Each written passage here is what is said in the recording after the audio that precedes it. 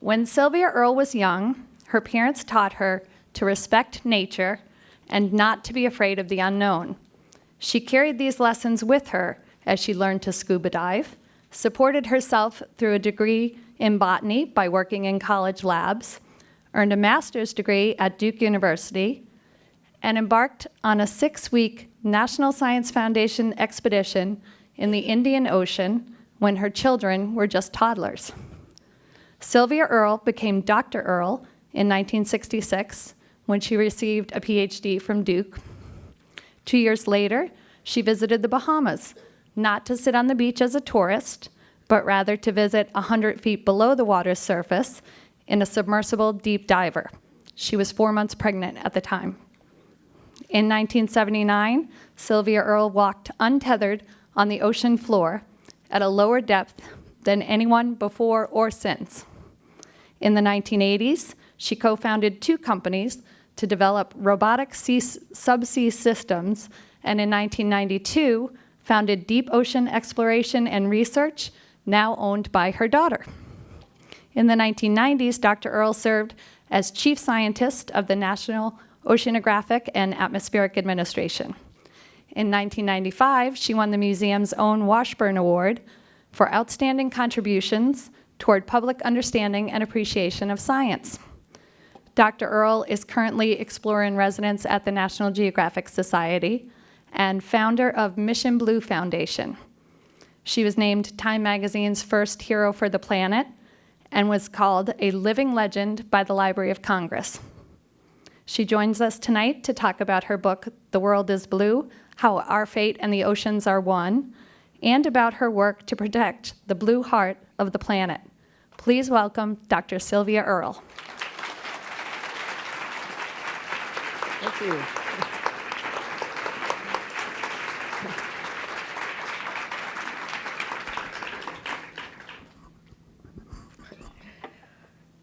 Well, thank you for coming in on this spring evening, taking a dive with me. This is a great dive to be in, this museum. I was resident in Boston back in the 60s, early 70s. It's a bit like coming home because I still have some deep roots here with the Woods Hole Oceanographic Institution and have, of course, 5 years at Harvard as a research fellow. And I have so many friends in this part of the planet. So I really am pleased to have an opportunity to come back here. The Washburns are longtime friends, fellow explorers. So again, to come to this institution is a special treat. And to talk about the world is blue. I mean, it is. There it is. Any astronaut can tell you, the world is blue. I had a chance to speak at the World Bank 2 years ago. I showed this image and pointed out that that is the World Bank. That's where all the assets are. We have been drawing down the assets from the land and certainly from the sea throughout the history of our species. But we now understand what we didn't understand when I first began exploring the ocean a few years ago, that there are limits to what we can take out of the ocean and what we can put into the ocean without consequences back to us. We did not know that in the 50s and 60s, and a lot of people still seem to live under the illusion that we can get away with just about anything we want to in the ocean, out of sight, out of mind. The belief that fish are so resilient that we can just, our job is to figure out ways and means of catching them. We've only recently begun to realize that we also have to be careful about how we catch what's in the ocean, how many we catch, and so on. The same kinds of learning experiences that we finally came to with respect to creatures on the land. When I was a child, I remember hearing stories from one of my uncles about how when he was a market hunter, catching and bringing to market by the truckload ducks and geese from New Jersey marshes and little furry things from the marshes that went to market by the truckload. he couldn't do it as a middle-aged man because, well, there just weren't that many birds anymore. And there weren't that many little muskrats in the marshes. So he had to do something else. There wasn't anybody around to conveniently bail him and his fellow hunters out of hard times. So he became a stonemason, began building fireplaces and walls and houses out of stones. Today, we're facing a similar crisis, but it's on the land, not on the land. Well, we still have it on the land. We have come to the understanding that if you want to have any birds to take home for dinner once in a while, you have to protect the marshes. You have to not take them anywhere, anytime, in any numbers. And the flyways, you have to think about their migration routes. And now we know we have to do the same thing for fish. If we want to have fish, if we want to have fishermen, there have to be fish, duh. But it has been such a long time getting to this point. Meanwhile, from the time that I was a child to the present time, or even mostly in the last few decades, we've seen a collapse of many of the fish that we most like to eat. Cod were already in trouble by the 1950s, but since then, they've plunged even further, as have creatures such as tunas and swordfish and sharks and halibut and groupers and snappers and menhaden. And, well, there have been times when, herring and other small fish go up and down, and so do the fate and times of the fishermen who go after them. But there has been, however you look at it, a steady, inexorable decline from what they were a couple of hundred years ago to what they are today, that the decline of ocean wildlife is real, and there are consequences back to us. I've had the great joy of splashing around in the oceans of the world, starting in New Jersey when I was 3 years old, when a wave knocked me over and the ocean got my attention, and creatures in the sea have held my attention ever since.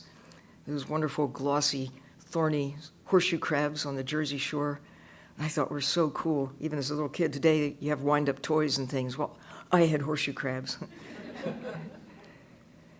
I've had the great pleasure of living underwater. It was when I was living here in Boston that there was a headline in the Boston paper that said, what did it say? Boston housewife, Beacon Hill housewife, dives or lives, Beacon Hill housewife heads team of aquanauts. That's what it was. I was a housewife. Of course, I was a scientist and I was whatever, but it made a good headline. It wasn't in this underwater laboratory. I've actually had the great pleasure of spending time on 9 different occasions living underwater, staying to, sleep with the fishes and swim out of our underwater laboratories to get acquainted with not just the fish, but other creatures that are there. This is the Aquarius, one of the few remaining places that you can go and stay for extended periods underwater. It's the only one, actually, that's in business these days for scientific observations down in the Florida Keys. It's our nation's, basically our space station in the sea, where 6 people can stay for a week or 10 days and swim out of a hole in the floor into the ocean beyond, the biggest swimming pool on the planet. And in the process, get to really know the ocean in ways that transcend what you can do with in and out visits. I do love to dive and have had the great fun of splashing around in the oceans of the world just using scuba, but to be able to stay long enough to really get acquainted with individual fish, get to see them day and night in the same place. On one occasion, I had a chance to go to the Florida Keys with Mr. Rogers. And Mr. Rogers took off his sweater and he put on his skins. He took off his shoes and he put on his fins. And we went into the fish's neighborhood. We really did. And afterwards, the whole film crew, Mr. Rogers, went to dinner. Fred Rogers and I were among the last to arrive. Some had already started. And it was just a joy to watch him, Fred, go from table to table, kind of inspecting what people were dining on. And he said with all of the childlike sincerity in the world, it was his hallmark, I just can't understand how you can be eating fish tonight after what we did today. And he had noodles, linguine. But he could see, just as an in-and-out diver, that fish are individuals. He got to appreciate their faces. He was just marveling at that in our little splash around in the Florida Keys. But when I had a chance to stay for days and sometimes weeks at a time, it was one of the breakthroughs for me to see how individual every fish is, how they, not just how they look, but also how they behave. No two barracuda exactly alike, no two angelfish exactly alike, no two parrotfish exactly alike. It was a breakthrough for me just in terms of appreciating something about the nature of fish. Most people never have a chance. They see a lot of fish swimming with lemon slices and butter, but swimming in the ocean? Well, you have the aquarium here in this part of the world, and aquariums have really become halfway houses for fish and people and other creatures of the ocean and freshwaters as well in recent years. And I really applaud that phenomenon of having really thoughtful aquariums that get people to understand something about the blue part of the planet. I've also had the fun of using little submarines. The gym suit that was described in my introduction was a system that was really a suit. You got your arms and legs down metal sleeves, and it looked a bit like the Michelin Man or an astronaut. I said it was like a walking refrigerator. But it had certain constraints about it. For one thing, my arms were in metal sleeves, and what I could use to pick up things just like pinchers, and it was all muscle-powered. This little submarine called Deep Worker, now there are more than a dozen of them operating here and there around the world, it too is a diving suit. Well, actually, it's like a little one-person sports car. And it's so simple to drive that even a scientist can do it. I'm living proof. We had a number of scientists, actually close to 100 of individuals, about half of them scientists, during the Sustainable Seas expeditions with the National Geographic and the Goldman Foundation, and NOAA, the agency that really has primary responsibility for looking after this nation's ocean and atmospheric issues. We used the first of these little submersibles during a 5-year program to look at the offshore areas in this country that have been designated for protection as marine sanctuaries. We went out to Stellwagen Bank, down the coast, Florida Keys, in the Gulf Coast, around the Flower Garden banks, and up the West Coast, and out to Hawaii. And even, we didn't take the submarines, but we took an expedition to Whangatali Bay out in American Samoa. So we tried over the 5-year period to take a look at those small but important areas that are counterparts to national parks in the sea. Although not nearly as well protected as national parks are, you can do just about anything inside the sanctuaries as you can outside, including taking fish home for dinner. Commercial fishing is allowed in the sanctuaries too, something that may have to change if we are to actually enjoy fishermen who need fish in order to survive. But actually the ocean needs fish to survive too. And therefore we do. Fish are as important to the sea as birds are to the land. Actually, perhaps even more important in terms of their abundance, their diversity, their role in what it takes to make the ocean systems prosper.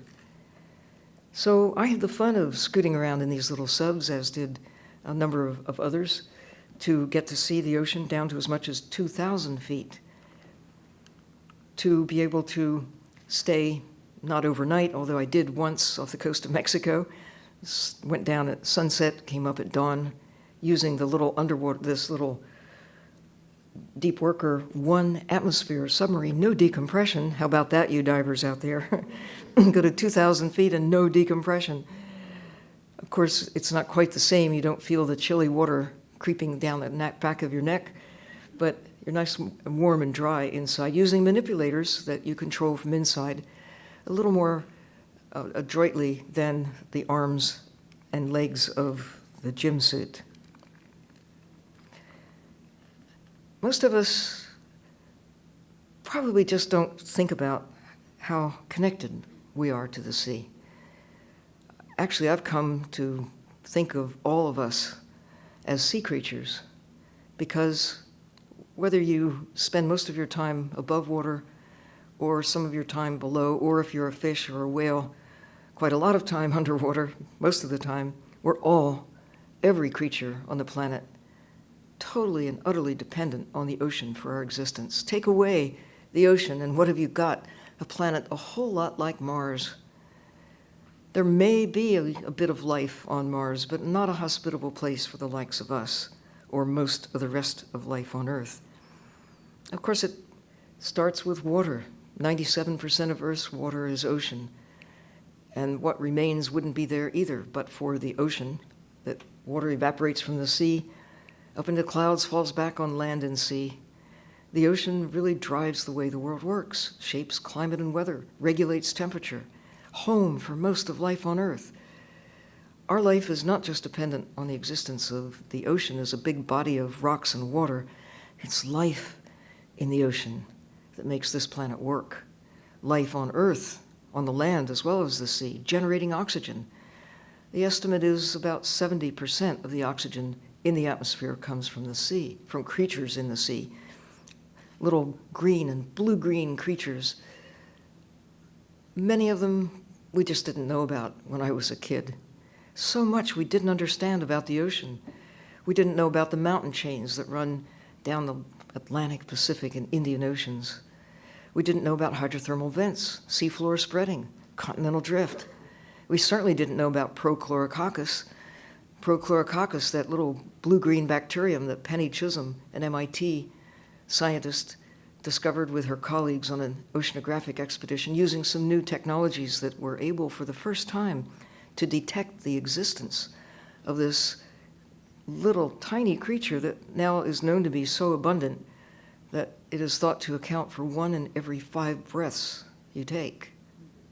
20% of the oxygen generated by this blue-green beast that is out there churning away, part of our life support system.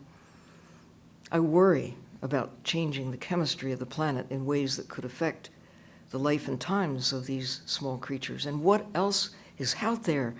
What else is down there? Consider that we've only seen maybe 5% of the ocean below the surface. Consider how few the submersibles are that can take us into the depths. Even the remotely operated systems that now outnumber the ones that can take us into the depths as observers didn't exist. Again, when I was a child, the first ones started appearing in the 70s and 80s.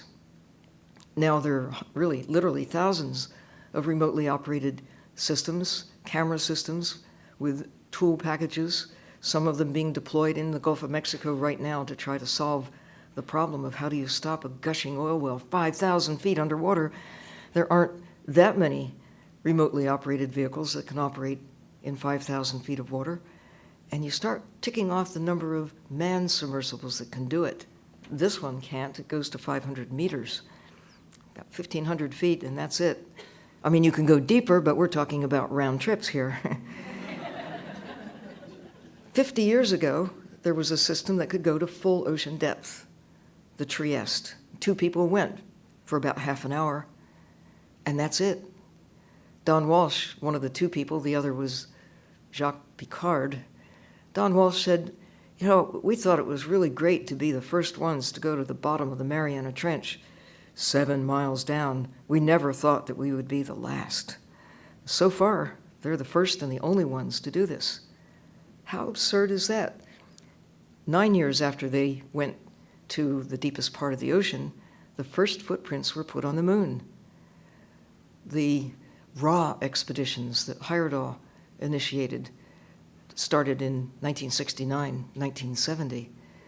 We have sent probes to Mars, sent probes beyond our own solar system, but we still haven't gotten back to the deepest part of the ocean with people on board Actually, Woods Hole Oceanographic Institution this year launched a robotic device, an autonomous underwater system, no people on board, people sitting up on the surface, looking at the results of having a system that was as much as 7 miles down. They actually made 9 dives into the Mariana Trench during the past year.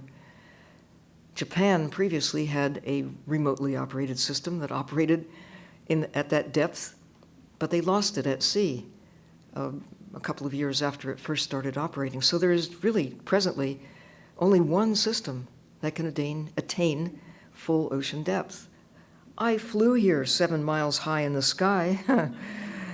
I was eating lunch and looking at movies, for heaven's sakes, taking a nap. But to go 7 miles underwater, it's still a big deal.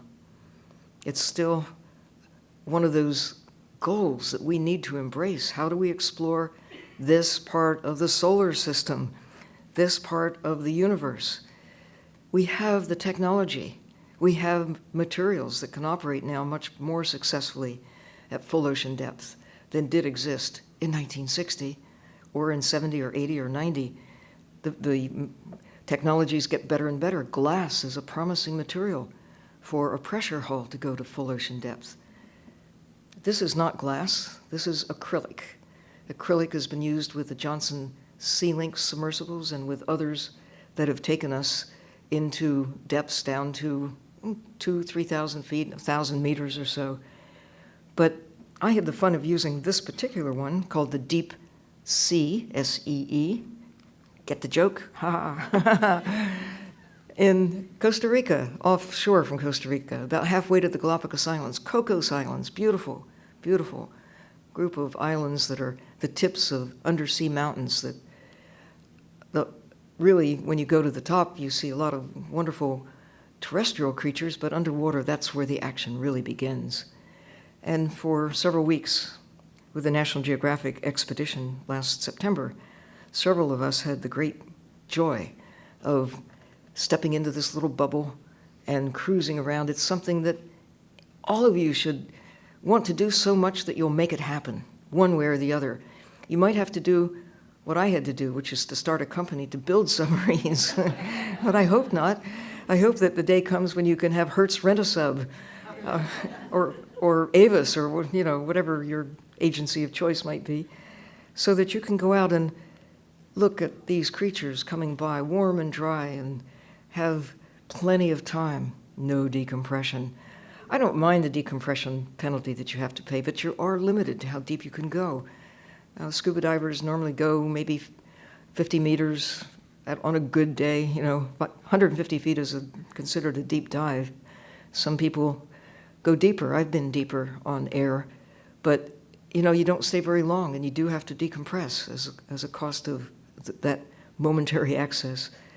But to have atmospheric systems, you can push the edge, go and stay for longer periods of time, and do more meaningful, thoughtful pieces of work, and get to see the critters down there on their own terms, and not have to bounce back to the surface after a brief encounter. When I began diving, 1953 is when I first had scuba tanks on my back. I tried a copper diving helmet the year before off the coast of, in Florida. Actually, it was in a river, the Weeki Wachee River. I had a chance to be the kid sister who followed her brother and some of his buddies to try out a system of the sort that William Beebe first used back in the 1930s. And sponge divers and salvage divers have used since the middle of the 1800s.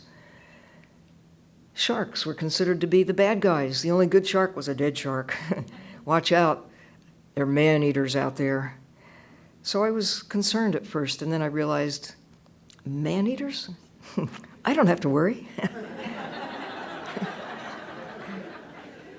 We do have to worry now, though, about man-eating sharks. We are eating so many sharks. We've actually taken on the order of 90% of the sharks out of the sea since I first began diving. We have that power, that technology, the capacity, and the hunger, or at least not hunger really, more of a luxury appetite for things like shark fin soup and mako shark steak or whatever, the macho meal, eat shark, be a shark, whatever. In some places, they still abound, and Cocos is one such place. Even the diversity, this is mostly one species, little white-tip sharks that hunt at night. And you can go down and be right in the midst of them while they're out gobbling up fish, and they pay zero attention to you. They've got their sights on fish. Fortunately, we don't qualify in that respect.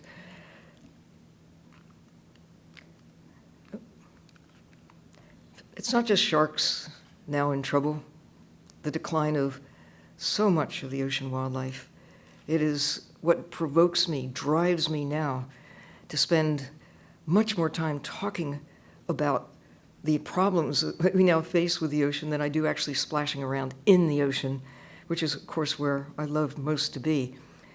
I don't resist all that much, actually. I get to go get wet somewhere about once a month, but I would probably be there longer and more often if I didn't feel compelled to come and tell you about it, tell anybody I can catch, talk to the kids, write books, race around to attend meetings.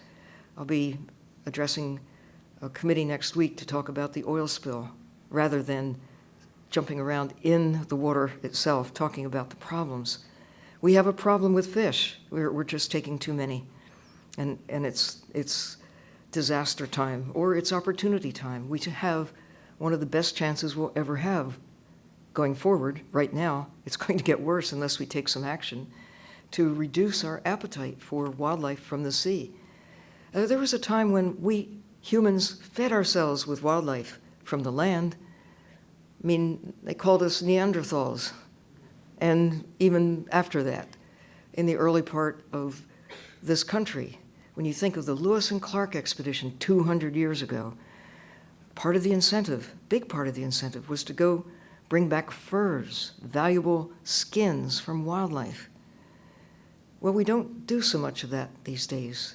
People still hunt, but we have learned that we've got to protect the places that give rise to wildlife if we want to take a few home for dinner once in a while. We haven't quite gotten that through our thick heads yet about the ocean. Even though we kind of recognize it, we haven't had the courage that it takes to abstain from consuming wildlife at the level that we now expect and take for granted is normal. Images like this should be common. They're not. It's uncommon to see sharks these days. I always rejoice when I see a shark. I think something's right with the ocean if you see a shark. It's not the theme that you used to hear, the only good shark is a dead shark. Sharks are really necessary alive. The only good shark is a live shark, really. Ask any grouper. I mean, sharks sometimes eat grouper, but grouper are part of the food chain too. In fact, there are postcards that you can see if you go to the Bahamas with big Nassau grouper with a little balloon coming out of their mouth, and the words say something like, eat beef, or eat chicken, or eat broccoli. But it just somehow to give us a little nudge to think about maybe we ought to cut back on ocean wildlife as part of our diet in order to give wildlife in the sea a chance to prosper. This is the time. We need to at least establish big areas in the ocean where the fish and other ocean wildlife, even the lobsters, clams, oysters, need sanctity, a sanctuary, where they can do what it takes to make more of them.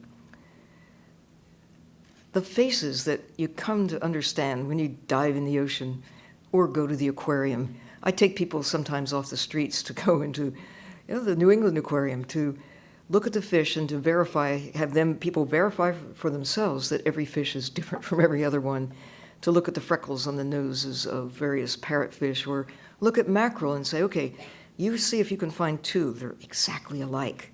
And you can't. It just doesn't, it's not possible. Find two black cats that are exactly alike.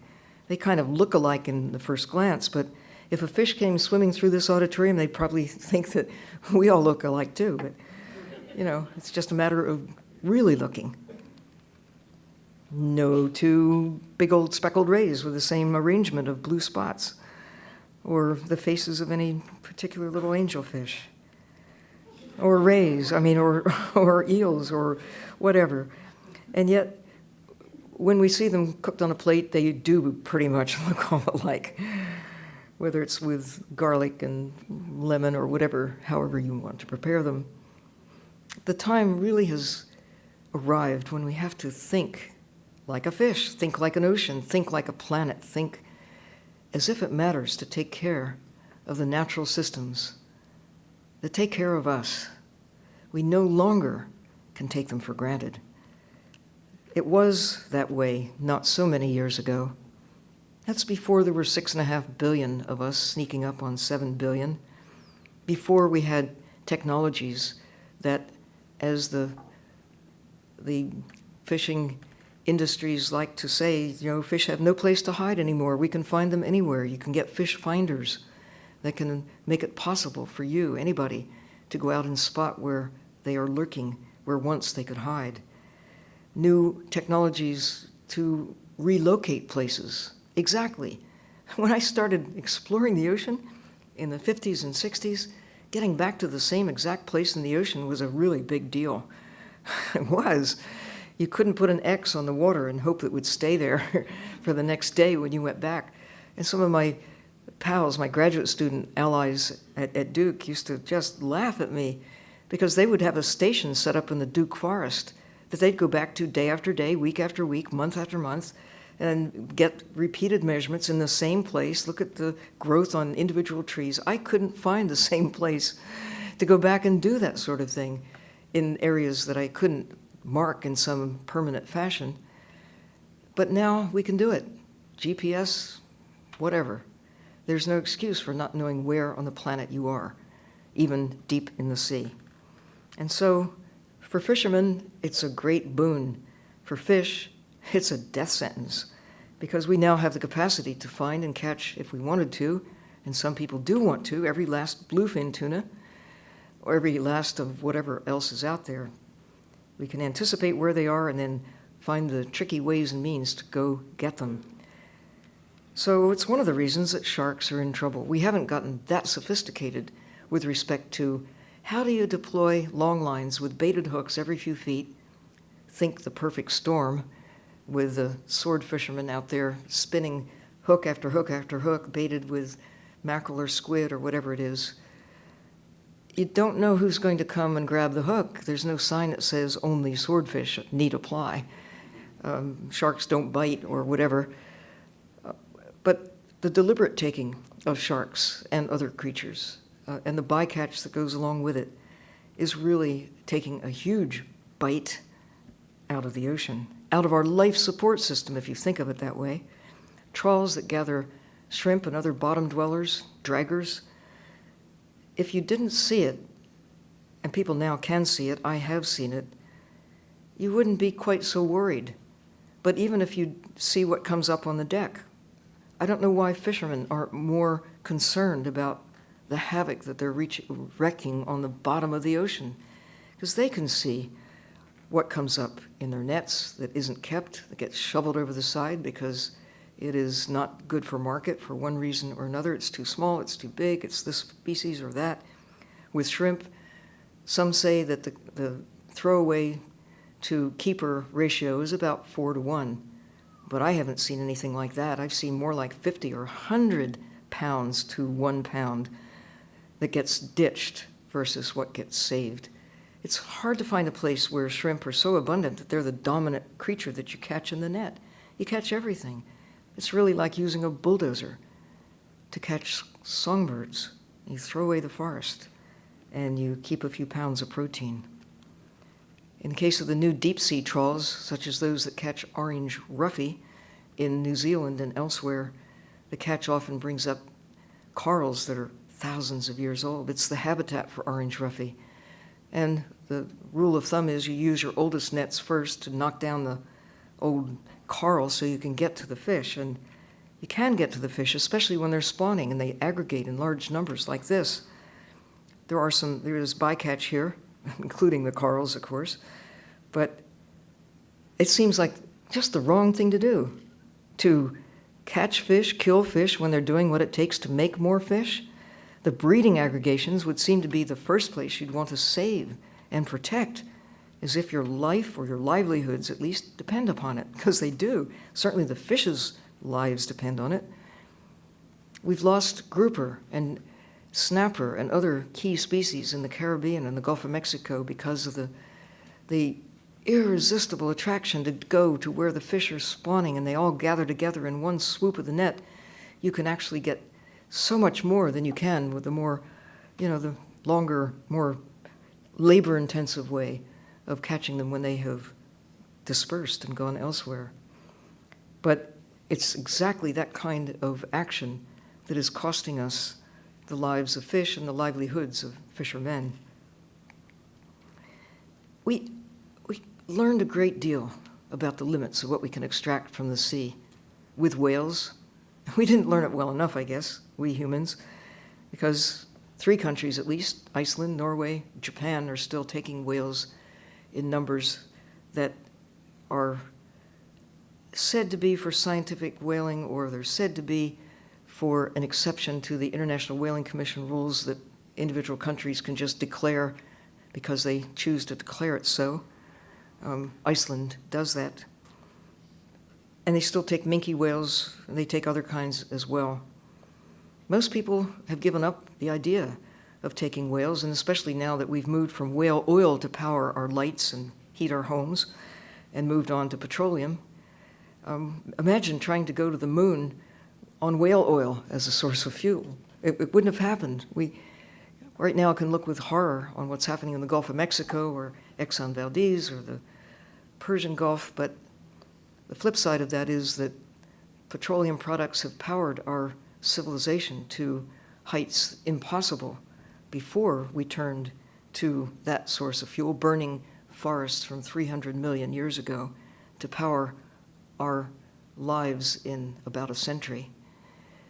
So what I think we should be facing up to now as we look at what's happening to whales, we've taken the pressure off, generally speaking. Some of them are coming back, generally speaking. Still an ethic that hasn't pervaded the whole world, just most of it, concerning valuing them more alive than dead. But at the same time that we're beginning to think, well, we have to get to other forms of power. We have to think of wind. We have to think and must turn to the sun, the ultimate source of power anyway, to drive our future civilizations. But we still are so casual about the use of the energy that we acquire. It takes a lot of petroleum products to make all that pile of plastic that you see in this image, and think of all the plastic now that clogs the world. It's the one-time use of plastic. It isn't plastic, it's our attitude. It's our casual complacency with the thought that we live in a never-run-out world that will keep on doing its thing no matter what we do to it, whatever we take out or whatever we put into the sea. But our capacity to destroy is so enormous. We have to see a rising time of our capacity to protect and reverse the trends that have happened in my lifetime, in the lifetime of everyone in this room. This is just one of a zillion examples that you could show to horror stories of what happens to the plastic that we casually throw away, the bits and pieces that really don't easily go away in a week or a year or 10 years or a century.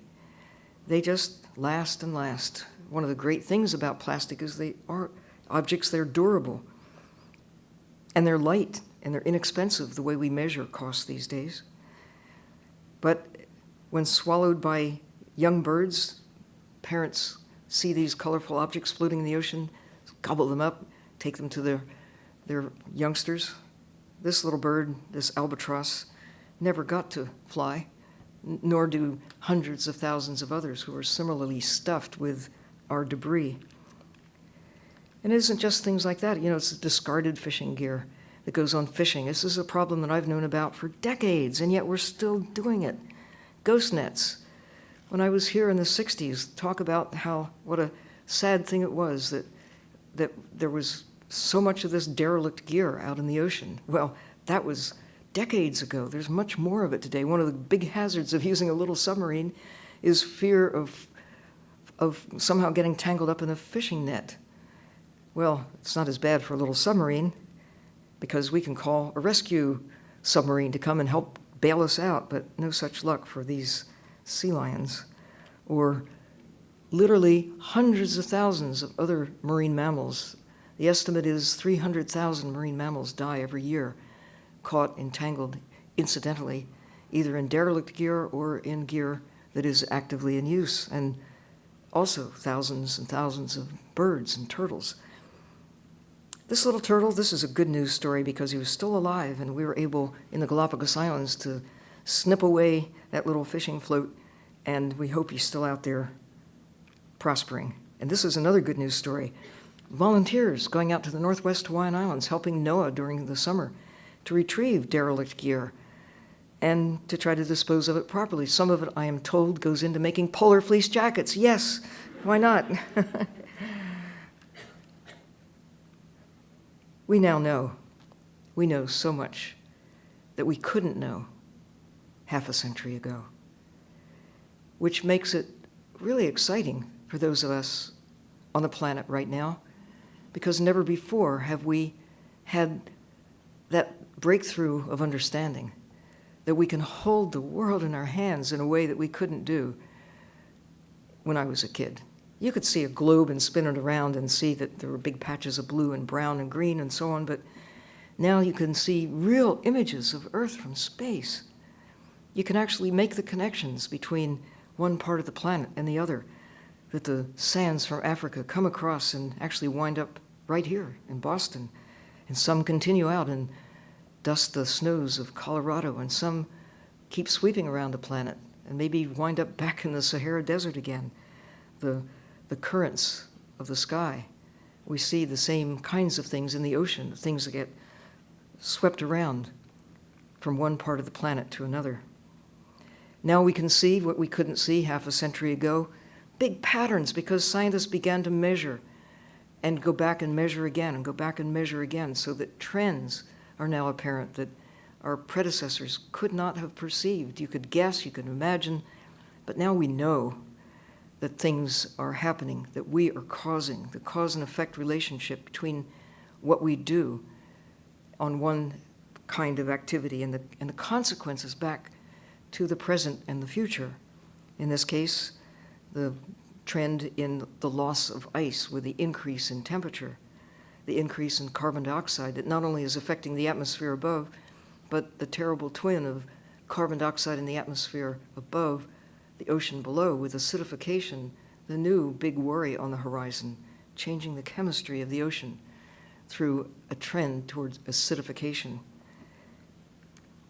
This is the time as never before when we are armed with knowledge that we couldn't have, didn't have. What more will we have in another 10 years? Well, it's going to get better in terms of our knowledge base, but what won't get better is the state of the environment if we don't take some actions now. We know enough to know we're in trouble, and we have time because we haven't lost all the sharks yet. Half the coral reefs are still in pretty good shape. They have declined by half. Some are gone entirely. Some are in terrible shape, but the good news is there's some still around. We haven't yet lost a chance. We did lose a chance with monk seals in the Gulf of Mexico and the Caribbean. They're all gone as of 1952, when I was a child. But we still have other creatures that aren't all gone. But what will future generations say to us if they ask, you were there when there were polar bears, why didn't you do something? Well, there was still a chance. There is still a chance. But we can't just sit around wringing our hands and moaning or denying that it's happening at all. There are things that we can do to protect the fabric of life on Earth that gives us resilience, the ability to rebound from the changes that are taking place, some of natural cause, much that we are driving ourselves.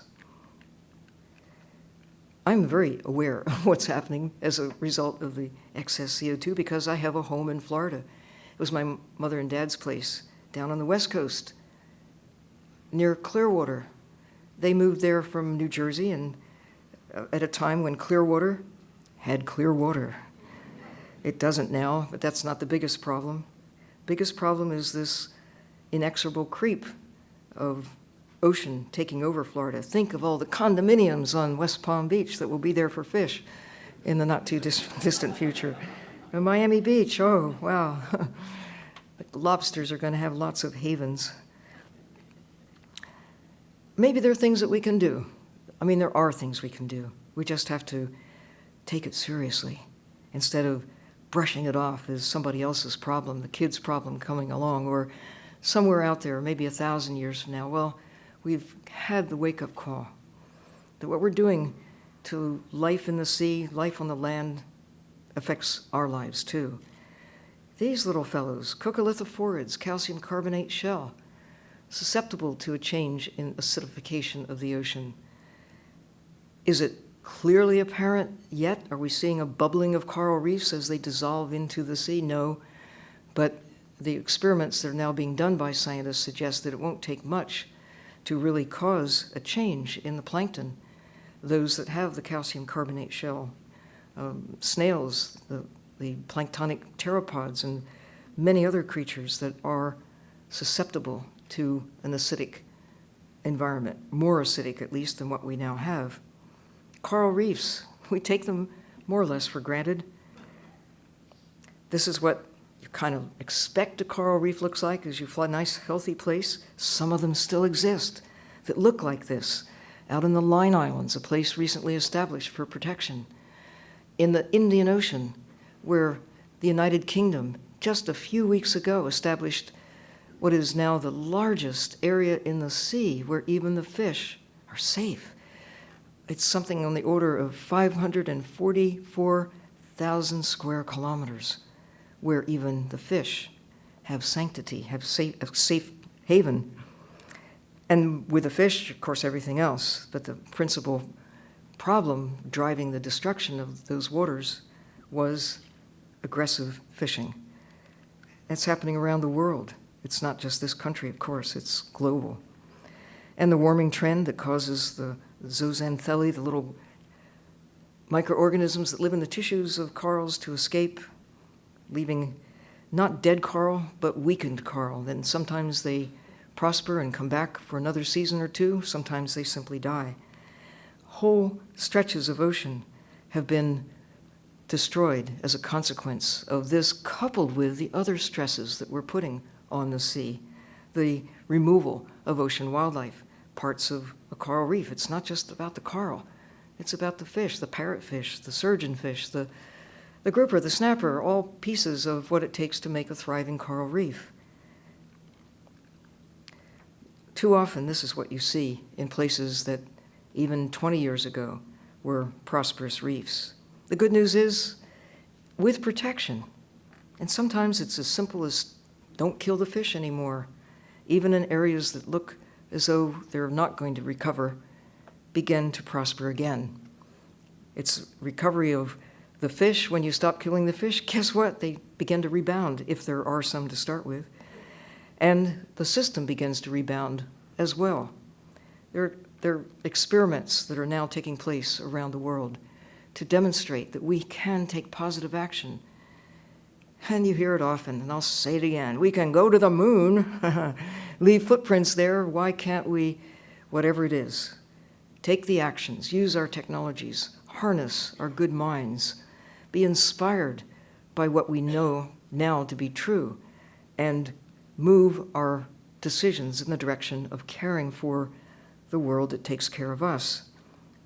I think about it a lot. I have 3 kids. I have 4 grandsons. And I do worry about our place in history from their standpoint, or those who are beyond them. We're just leaving them crumbs of systems that were degraded to a great extent when all of us arrived. But we've been doing a very good job of chewing through the assets, using up the World Bank. It's time to turn around. Wake up now that we can. We have the means of communicating as we never had before.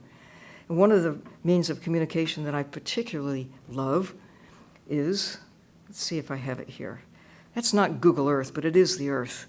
4 years ago, I attended a conference in Spain, and John Hanke, who was the big boss at Google Earth, a small part of Google, was in the audience. We were both giving talks. I got to go first. I saw him sitting in the front. And it just occurred to me as I looked at this smiling character listening to me talk about the ocean, how much I really love Google Earth. You know, you can download it onto your laptop or your desktop, and you can fly down from the sky and into your backyard, and you can see your neighbor's backyard, and you can go to Starbucks and you can find the Grand Canyon and swoop down the Grand Canyon. And I said this, and I said, I love it. My grandkids love it. And then I just said, but John, I hope someday you will finish it, because the ocean is a big blob of blue. You just have the surface. And it just popped into my head. I didn't mean to say it, but I said it anyway. I said, you should call it Google Dirt, because you've done a great job with the land, but what about the ocean? What about the blue part? Oh, he could have gotten in a huff and not spoken to me thereafter, but he didn't, because I did this publicly, big audience like this. He said, well, you know, you're right. There is something missing. You should come down to the Googleplex and talk to the Googlers and tell us what we need to do. And so I did. And they asked, well, what do we need to do to make the world whole? And I said, well, you need to talk to the Navy, because they have maps, the seafloor bathymetry. And I said, but my brain isn't big enough to really tell you. We need to get some experts in here. And so they did. They got about 30 people to come and advise. And a year ago, launched the ocean and Google Earth. And I was just so pleased. I am pleased. Now it's free. It used to be $600 to download Google Earth. But now anybody can do it. Any kid can dive with the whales. And the last little bit I want to close with here are a couple of video clips that you can find on Google Earth, cooperation with the National Geographic. They've populated a lot of places, and you can populate Google Ocean too with your own images. It's a platform. It's a platform that you can go play on and find stories about what's going on in the ocean. It's really just beginning. I can't wait to see what's going to happen in the next few years as people embrace this technology and make it their own and populate the land and the sea with information, knowledge that will help us get from where we are to where we need to be in terms of protecting the planet that keeps us alive. Now, I, as you know, am really moving flat out to try to inspire protected areas in the ocean. I call them hope spots. So here's the thing. I mean, I can look back on our predecessors and say, why did you kill the last monk seal? You, whoever you were. Or what about the stellar sea cow? They were discovered and gone within a few decades, exterminated. I can almost forgive them. Or the great auk, for heaven's sakes, in the North Atlantic. Because they didn't know. They really didn't understand the connection between the wild world and us. There's no excuse anymore for that. We know now that our lives are closely coupled to the rest of life on Earth. The information is there. It's definable, measurable, and yet it's not widely communicated. People have to know before they can care, and even if they do know, they don't always care. But you can't care if you don't know. And one reason I'm so pleased to be here with you in this institution, it's all about knowing, about communicating what knowledge has been gathered over the years and just disseminating that information so that not just the kids coming along, but much of what we now know has just been recently discovered. It's been discovered in our lifetime. And it's hard to get your minds around all of this great mishmash of new information. And it takes institutions such as this to distill it out and communicate it in ways that people can understand. So I really want to close by saluting you for what you're doing to support this place, and thank you for having me here. and to dream, perhaps, with me about coming back in 50 years and see how it all comes out. Because what we do right now for the next 10 years or so probably does have just a magnified impact, certainly, but maybe the most important piece of time in all of history, because for the first time we know things that we couldn't know even half a century ago, and if we wait another half century, it'll be too late to save many things that are on the edge, including us, if we really think about it. How much more of the planet's asset base can we chew our ways through before we get to the point where it cannot sustain us anymore? We're not there yet, but we can see that we could get there if we keep doing what we're doing. We could lose the opportunity to continue commercial fishing if we continue what we're doing now. Having lost 90%, we're down to 10% of many kinds. It won't take 50 years to do them in and do the fishermen in along with the fish. Go figure. We need to wake up, use this knowledge, take action. No matter who you are, what you are, you have power. The real trick is using it. Thank you.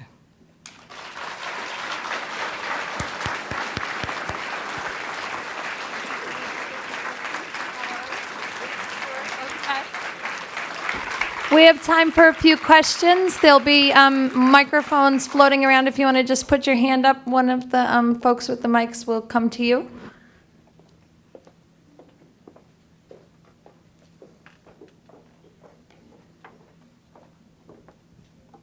Thank you. Actually, as of this morning, I officially became a new science teacher. Yes. And I have taught months of astronomy, and I've taught one lesson on bioluminescence. And it catches the kids so much more. And I want to know, why is it that NASA has so much power of getting the lion's share of the money from the government? How can we turn the tide, as it were, to change things?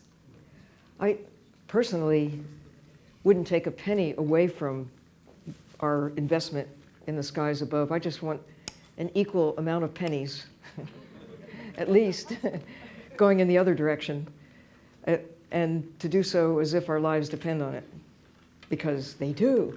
They do. They really, really do.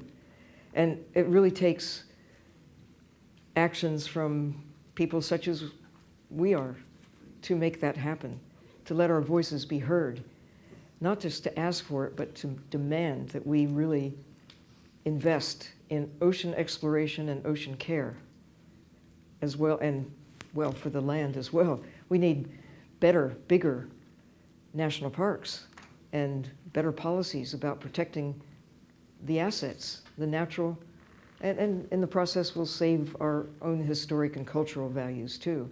But it starts with protecting the natural systems. Every tree counts, every fish counts, every coral counts. And we need to think of it in those terms. We think right now about how every human being counts.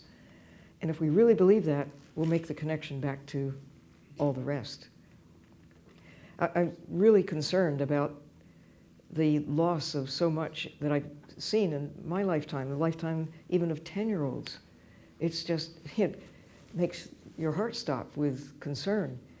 Ed Wilson talks about how we're letting nature slip through our fingers. He said so last year on his 80th birthday party that was being held in New York. But the bigger concern is we are so undermining the integrity of the systems that keep us alive that nature may let us slip through her fingers. That's the concern. Hi, what is your assessment of the oil spill in the Gulf of Mexico? Can you just say a few words about that? My assessment is it's bad news. Oh my gosh. Huh. And well, part of the angst, the agony over that is that it should have been preventable, in that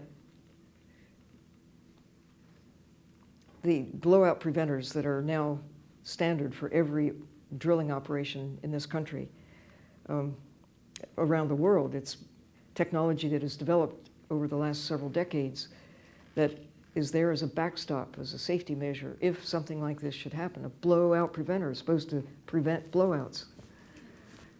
Normally they do. There has been such a good track record of safety with respect to most drilling operations that a kind of complacency has set in, and most attention has been focused on the shipping of oil, like the Exxon Valdez and other major spills. Pipelines break, ships crash on rocks, or they do stupid things with ships that cause the hulls to break, whatever it is. But here is just a wake-up call, the big 2x4, that there are hazards associated with drilling that we really do have to put on the balance sheet.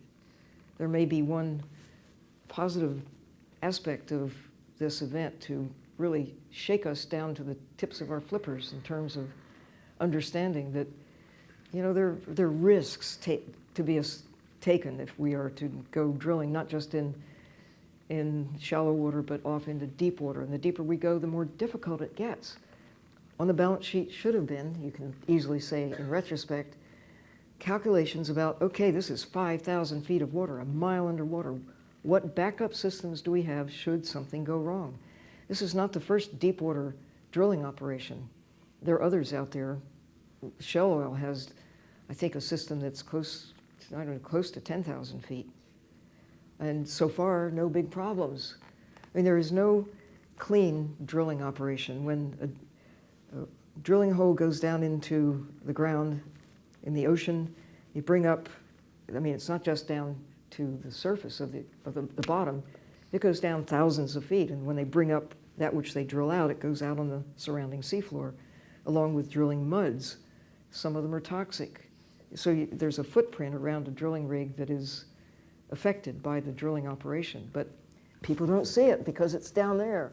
What they worry about is the oil if it leaks and you get a spill. That's the big worry that most people have had.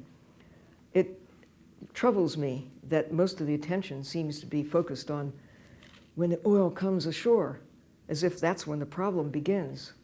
No, you have to think like an ocean, think like a fish, think like the plankton. The problem begins when oil gushes up from the depths and into the water column and on the ocean surface. And finally, it does get to shore, and yes, it's a problem, but it's a problem from the very beginning.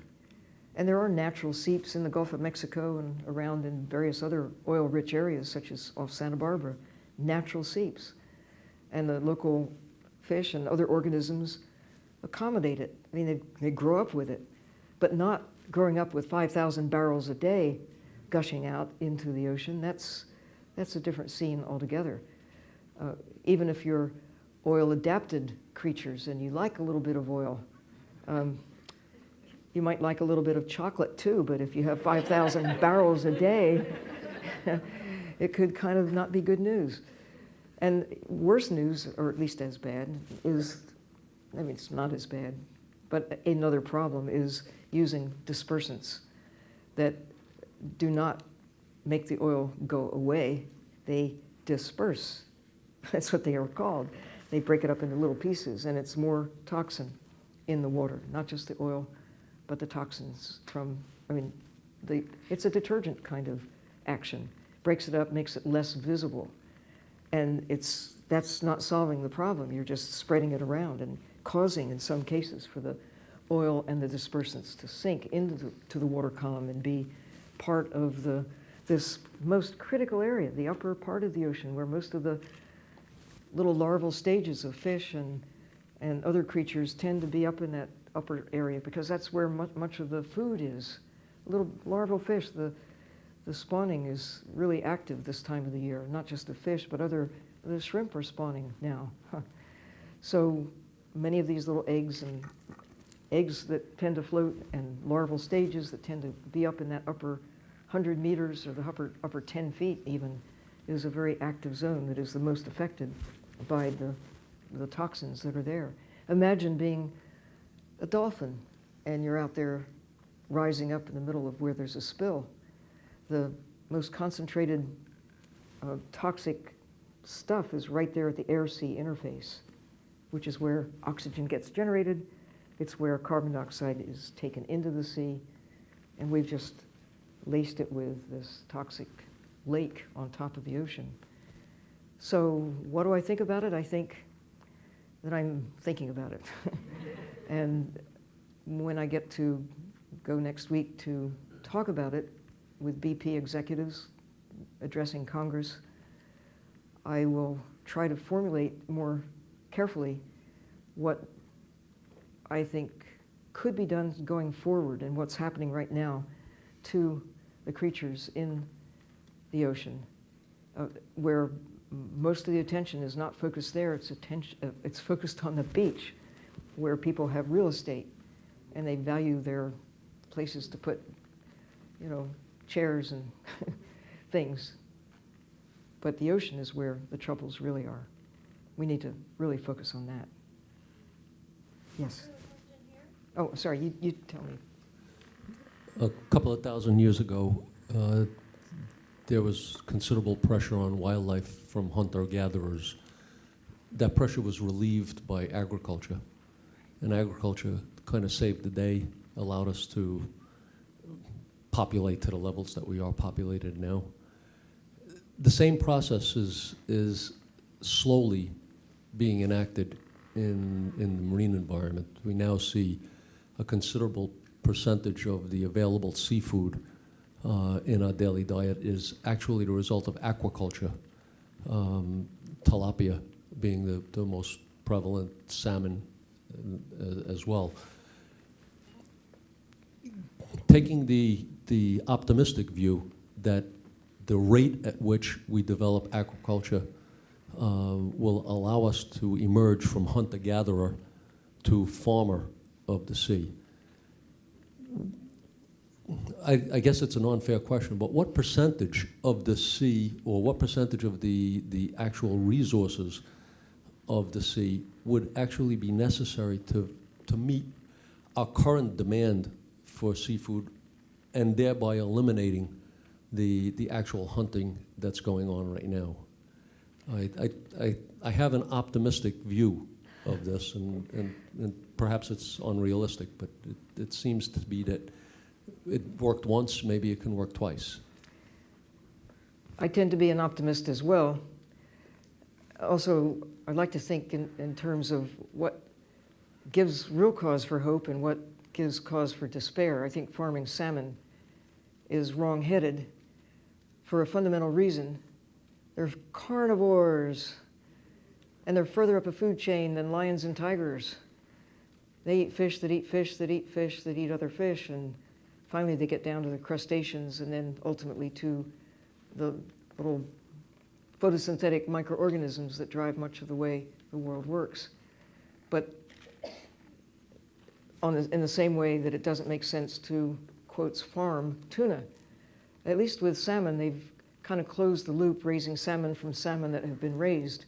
Not true with tuna. It's really tricky to raise a tuna from scratch, from taking eggs and making a big full-grown tuna, and it takes time. Think of all the things that agriculture has brought us, aside from corn, rice, and wheat that provide half the calories that feed people around the world, and the 100 or so other plants that are the basic staples that keep most of us alive in terms of calories. The protein that we raise, we're not raising lions, let alone snow leopards. What we're raising are fast-growing herbivores. The sooner we get them to the market, the better it is from a financial, commercial, economic standpoint. Sunlight plants cow, sunlight plants chicken, sunlight plants turkey, sunlight plants whatever, the things that we raise. Either you stop with the plants or you go one step beyond to the grazers. Perversely, we're going out to the ocean, catching millions of tons of little fish, grinding them up into fish meal and feeding them to cows and chickens and pigs. We should just say, no, don't do this. This is killing the ocean, and it also doesn't taste very good. You get fishy tasting chickens. I mean, it's like, and you get your daily dose of mercury and things like that you really don't want. I don't know whether any of you saw the Colbert Show. I was roasted on the Colbert Show last October.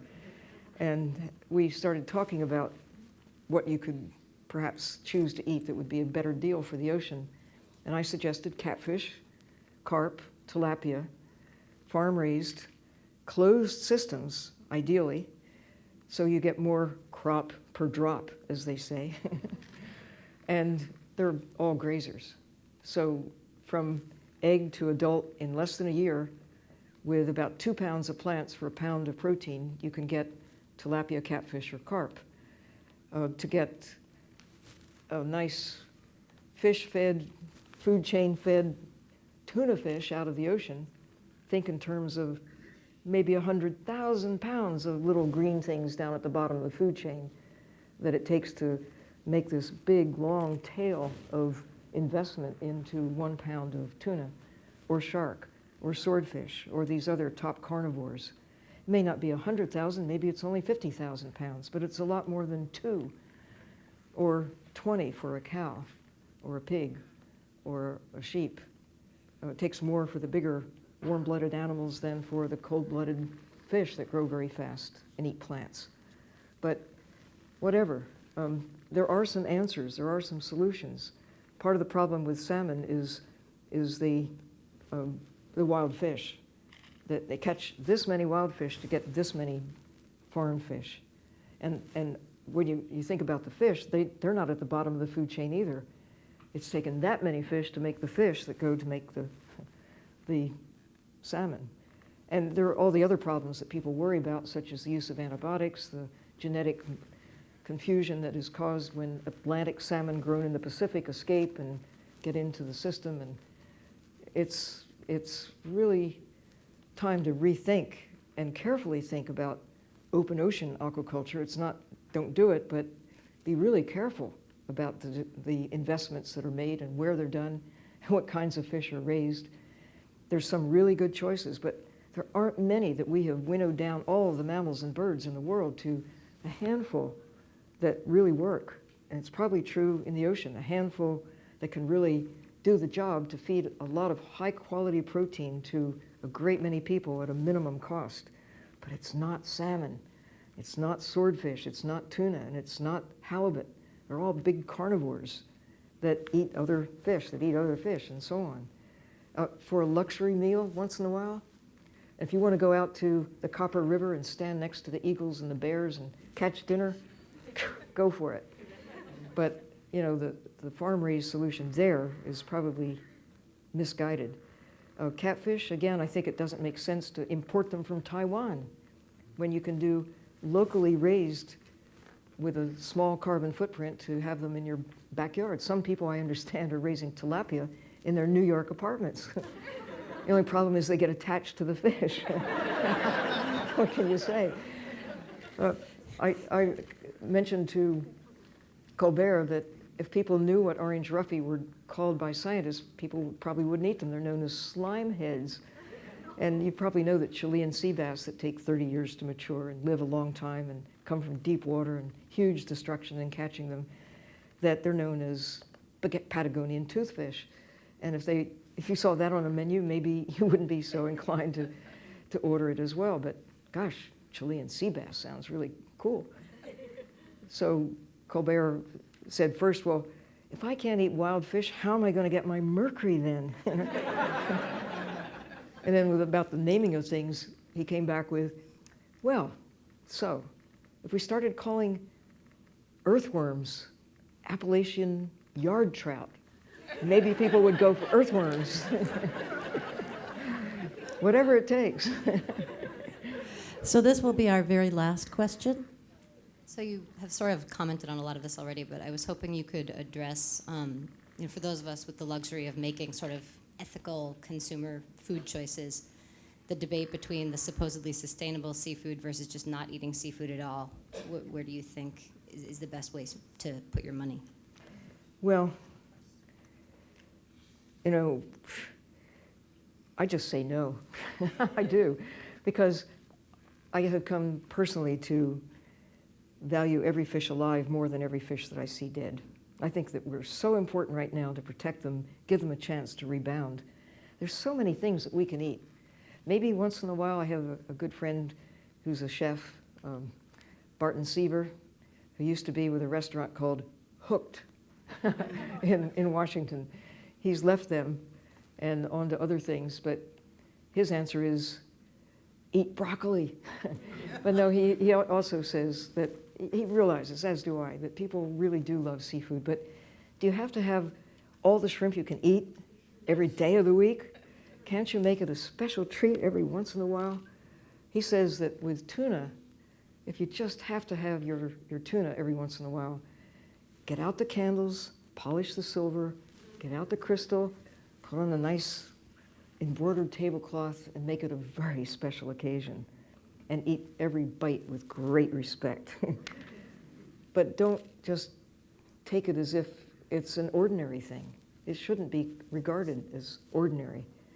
If you've ever seen any of the tunas, particularly the bluefins, out in the ocean, the last thing you'd probably ever want to do with them is to eat them.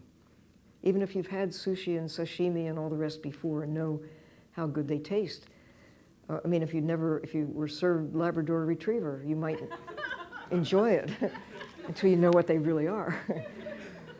But ask the MIT engineers who developed robo-tuna, trying to emulate what tunas do naturally, capturing the efficiency of the power when they swish their tail back and forth and power their way through the ocean.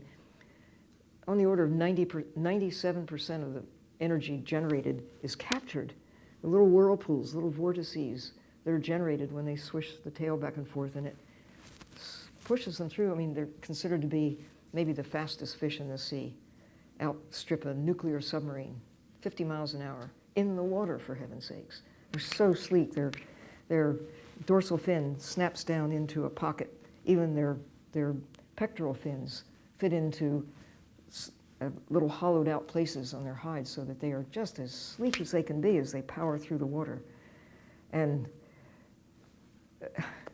they tried, those engineers at MIT, to equal what a tuna does naturally. They haven't quite succeeded in capturing that with that efficiency, but they've learned a great deal.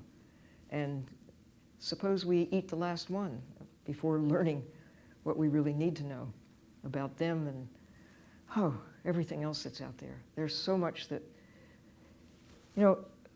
many of the world's problems with human societies or with our relationship with the natural world could be made a whole lot better. I'm not saying that they would be fixed, but made a whole lot better if we treat every living thing with dignity and respect, even a form of reverence. Because we don't know how to make living things. We certainly know how to destroy them. But we don't photosynthesize. We have to eat something. But do so with respect and understand what the consequences are. What's good for you, what's good for the world. It's a way you can make a difference. Thank you.